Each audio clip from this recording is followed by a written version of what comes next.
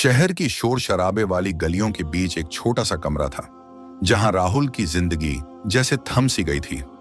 लोग उसे नाकाम कहने लगे थे। यह शब्द किसी नुकीले तीर की तरह उसके सीने में चुभता था। पर सच तो यह था कि राहुल ने कोशिशें कम नहीं की थीं। बस हर कोशिश का अंत एक बंद दरवाजे पर होता था। कॉलेज की डिग्री हाथ में लिए उसने अनगिनत इंटरव्यू दिए। हर बार वह पूरी तैयारी के साथ जाता, आंखों में चमक लेकर लौटता, लेकिन ईमेल इनबॉक्स में सिर्फ एक ही शब्द मिलता, रिजेक्टेड। धीरे धीरे उसके साथ के लोग पंख फैलाकर उड़ने लगे। कोई बड़ी कंपनियों में ऊंचे पदों पर था, तो कोई समंदर पार सुनहरे भविष्य की ओर निकल गया।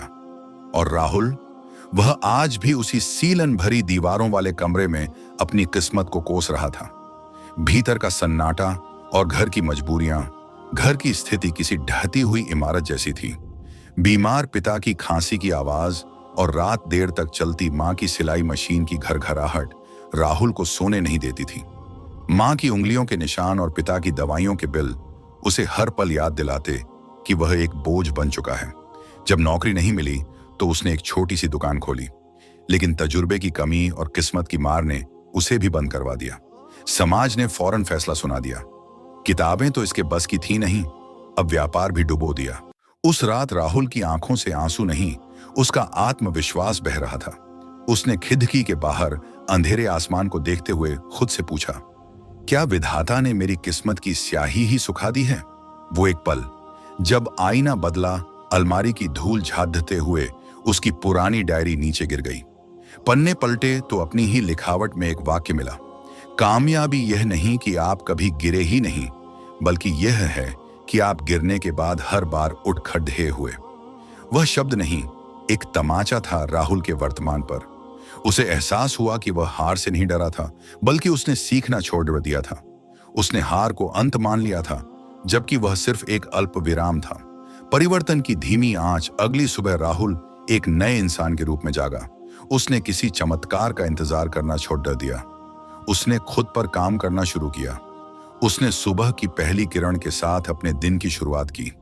मोबाइल को मनोरंजन के बजाय पाठशाला बना लिया।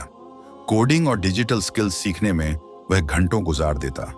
कई बार मन कहता कि कुछ नहीं बदलेगा, लेकिन वह खुद को समझाता, बीज बोने और फल मिलने के बीच इंतजार का वक्त आता है, और वही वक्त चरित्र गढ़ता है। 6 महीने तक दुनिया के लिए वह अभी भी नाकाम था, लेकिन राहुल के अंदर एक समुद्र शांत होकर अपनी गहराई बढ़ा रहा था। शून्य से शिखर तक का सफर। पहला मौका एक छोटे से ऑनलाइन काम के रूप में आया। पैसे इतने कम थे कि लोग मजाक उड़ाते, लेकिन राहुल ने उसमें अपनी पूरी रूह झोंक दी। उसकी ईमानदारी ही उसका सबसे बद्धा विज्ञापन बन गई। 1 क्लाइंट से 2 और 2 से 10। धीरे धीरे संघर्ष के काले बादल छंटने लगे। घर में दवाइयों के साथ साथ अब खुशियां भी आने लगी। एक दिन वही लोग जो कभी उसे देखकर रास्ता बदल लेते थे, उसकी कामयाबी का सीक्रेट पूछने आए।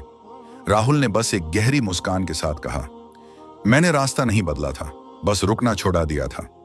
राहुल आज सफल है, लेकिन वह सफलता को पैसों से नहीं, अपने संकल्प से मापता है।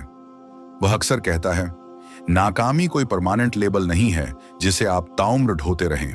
यह सिर्फ एक फीडबैक है कि आपकी कोशिश में कहां सुधार की जरूरत है। सीख, सफलता का कोई शॉर्टकट नहीं होता। जब तक आप खुद को हारने वाला नहीं मान लेते, दुनिया की कोई ताकत आपको हरा नहीं सकती। गिरना बुरा नहीं है, गिरे रहना बुरा है।